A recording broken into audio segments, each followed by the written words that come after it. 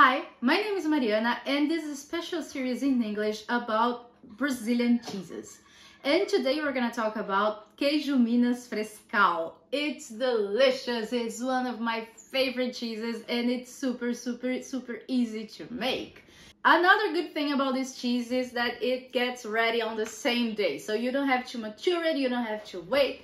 If you want to eat it right away, you just have to wait a few hours, but that's it. This is one of the most amazing cheeses that I ever tried, and it really tastes like Brazil, and I really love it.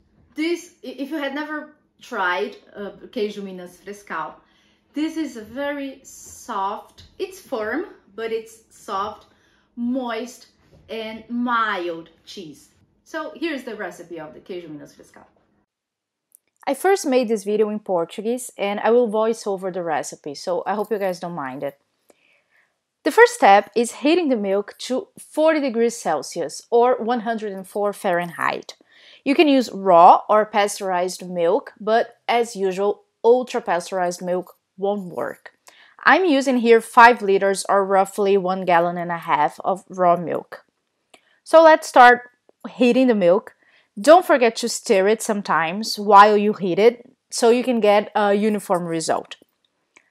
If you don't have a thermometer, put your clean finger in the milk and you check the ideal temperature when it feels warm and almost too warm to take it. When it reaches the temperature, I quickly add the rennet and stir for 30 seconds. Don't over stir or you will destroy the curds that will start forming. I will now cover my pot and wait 40 minutes. It needs to reach a texture similar to a flan. If after 40 minutes it didn't happen yet, just wait a little longer and it will happen. Here I waited 1 hour. And here is how it looks like. Now we need to cut the curd. I use this icing spatula, but you can also use a knife or whatever. You just need to cut it in this checkered pattern.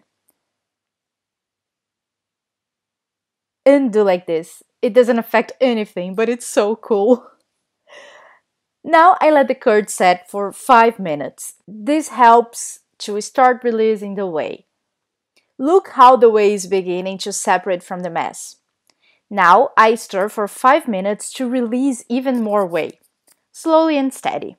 Look at how the whey is clearly separated and the curd sank to the bottom. Now it's time to add the salt.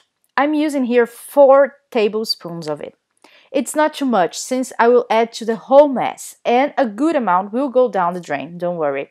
And I stir for 5 more minutes. You can stir even for longer if you prefer drier cheeses, but I guess this is good enough, at least for my taste. And it's time to fill the molds. You can fill them in a round-robin fashion. I will do this in 2 of them and I'll save the last one for a special batch with oregano and chili. The plain version is the classical one, but why not adding some spices for a change? You don't have to throw the whey down the sink, by the way. You can make ricotta, soup, and lots of stuff. I have some recipes here in the channel, but they are in Portuguese. For my last cheese, I will add 1 tablespoon of oregano and a pinch of chili. I stir just a little because I want a moist cheese. You don't need to press it or anything. Just wait about 4 hours while gravity does its trick. 4 hours later, I flip the cheese and wait for 2 more hours or so. You will still see whey coming out. It's normal because this is a very fresh cheese. You can keep it in the fridge for up to 1 week. Just put in a sealed container. And that's it. You have your own Queijo Minas Frescal, one of the biggest prides of Brazil. Here it was, our Queijo Minas Frescal.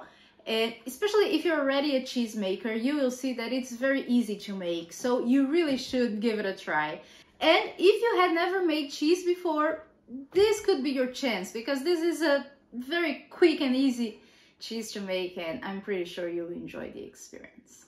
So if you like this video, please thumbs up, subscribe to the channel because I will keep posting some more videos about Brazilian cheeses in English.